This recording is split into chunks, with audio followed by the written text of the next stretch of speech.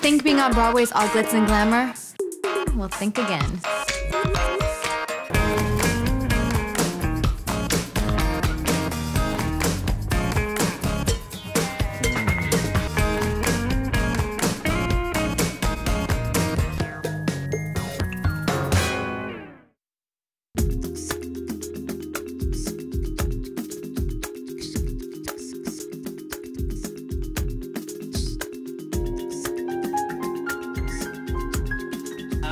Hi, good evening. It's Monday night on Broadway.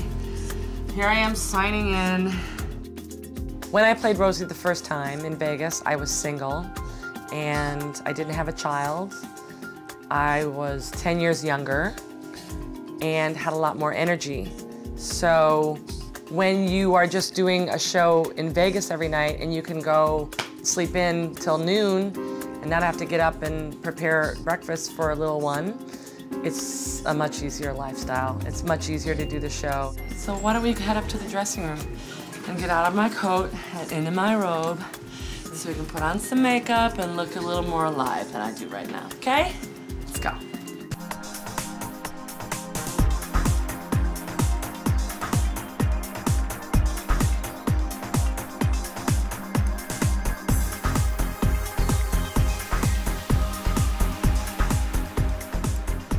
My dressing room, my sofa, and now we've made it.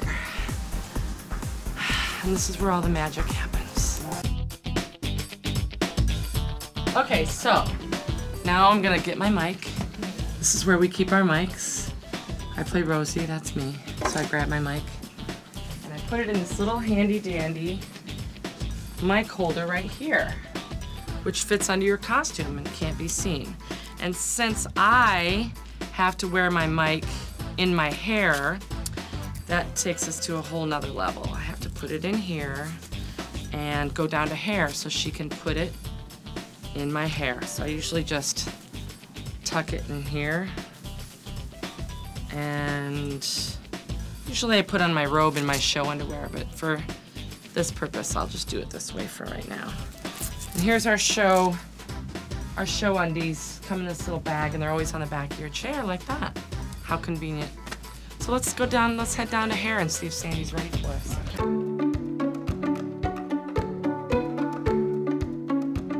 This is where we get our hair cut, colored. Sometimes we eat, sometimes we just come and chat. So we're gonna do Rosie's hair. Sandy's the hair supervisor of the show. That's responsible. Hi, for how are you? hair. So we're just gonna put our mic up in the hair and then start the transformation into Rosie. Rosie, my character, wears her hair up during most of the show. And I wear glasses in the show. So that's sort of the Rosie look for me, anyway. Other Rosies in the past have just had short hair. I don't know if any of them have worn their hair down, but I wear my hair up for most of the show. This part of my hair is done really quickly and fairly simple since it's just a ponytail. And later in the show, Sandy will put it down for one scene and then she'll put it into a very beautiful French twist for the wedding scene because it's a little more formal. So there's a little mic tape that holds my microphone cord in place so that when I move around and dance, it doesn't slip. Give it a little spray, cover the microphone so you don't spray the mic. And then we just do these little tendrils on the side. And then it only takes 5 minutes and we're done. Thank you very much. So now we head back upstairs and start to put on some makeup. Fabulous lead playing Donna, Lori Wells. Say hi, Lori. Hi, guys. We're heading back up. You play Sam. Hi, how are you? Good evening, John. Welcome to this Monday. Good evening. It's great to be here. This is my love interest in the show, Patrick. Are you in there? Hello? I think he's down doing crunches. Some people actually exercise before the show. Whatever. Not me. And that's where all the costumes are in the green room. Who's over there? Judy McLean, my illustrious co-star. That's okay, I have no makeup on. Not yet. Oh, Lord. Okay, this is where where we very well. This is where the wardrobe department is. So all of our costumes get steamed here. Irene's World, you can come take a look. My life is so glamorous. No, it is glamorous at times. Get to parade around in front of 1,500 people every night, sign autographs, and wear fancy clothes. But it's not really. I still take public transportation. Then I go home just like everybody else.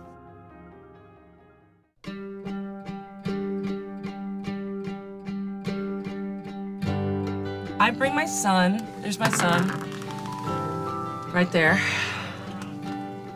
If you want to get a little peek at him. Sometimes my husband has to work late. He works across the street at an advertising firm. I'll bring him here, and he's pretty great at the theater. He's been here a few times, and I have a whole bag of toys in the corner for Wayne to play with. I don't like to do that, though, because I like to have my time here. Sometimes this is the only time in my day that I'm alone and get to just sit down and not be with anybody. Is this time right here, the ride here, and the moment that I'm putting on my makeup. So I don't like to do that. 7:30, it's half hour top of Act 1 tonight. Tony Gonzalez is on as Sky. Lauren Sambataro is not here tonight. Steve conducts. It's 7:30, it's half hour.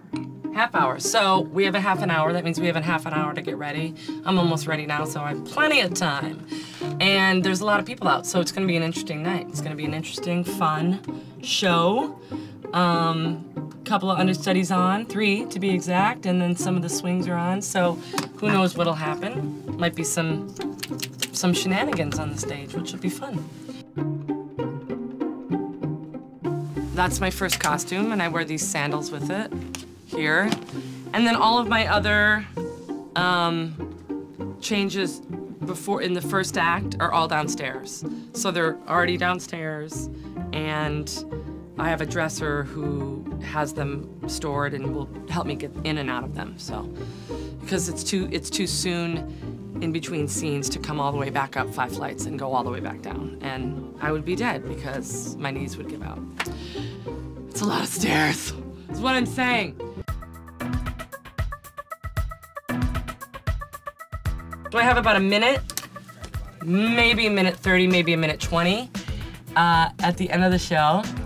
And we run downstairs, and there's 3 dressers waiting for us, and we get out of our clothes super fast, and the outfit is helped on by our dresser. We step into it, she lifts my pant legs, and I put my boots on, and I zip them up, and then I stand up, and she zips me into that. And then I have a cape, a very elaborate cape that goes over it, and we snap it on, and we jump on a platform, and then we raise up. And that goes pretty smoothly. We have it down to a science at this point.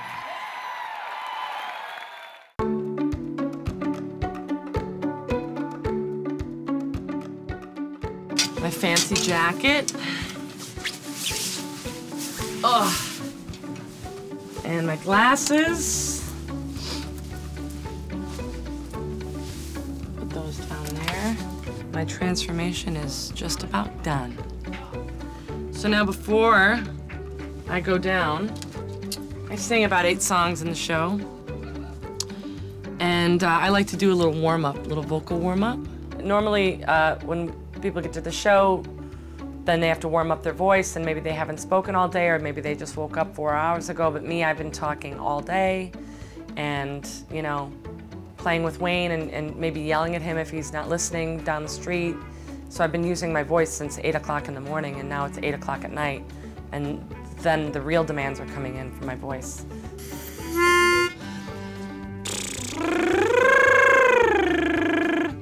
And I'll go higher and higher. Maybe stretch out a little bit. I haven't sung all day, and we just did 4 or 5 shows in a row, so my voice is a little tired. Jaw's a little tight. You might want to give yourself a little massage on the jaw. A little bit. Give a little massage under there. Maybe relax the larynx a little bit. I've been sick, where I've lost my voice completely and couldn't sing the show, but then have to be here with him. And he's like, Mommy, why aren't you talking? Why aren't you talking? and I'm on vocal rest because the doctor told me to be. And that's really difficult because he doesn't understand why I'm not speaking to him. Mondays are rough because normally it's the last day of the week for us. So we've just did Wednesday, Thursday, Friday, 2 shows Saturday, 2 shows Sunday, and this is the last day of the week for us.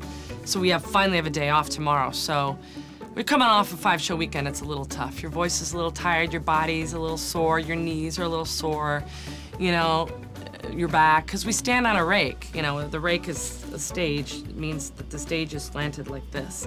So you're constantly standing in a state that's unnatural.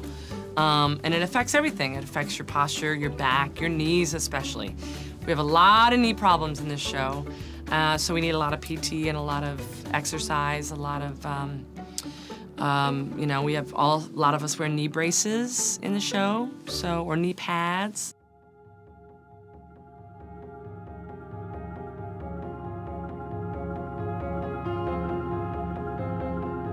When I walk out on stage every night, I still feel that rush of excitement because I love my job, and I feel like it's a great role. I'm happy, and I'm doing what I love. I'm doing what I moved here to do 20 years ago, and I'm finally being able to do that on Broadway, which is my ultimate dream.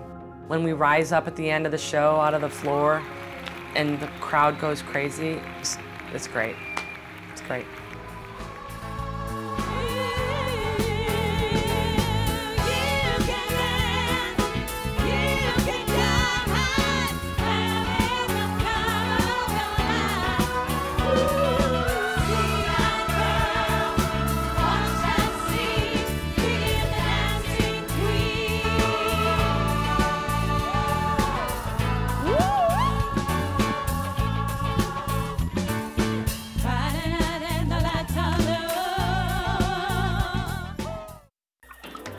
I think that when people watch a show, they don't have a clue what's going on backstage.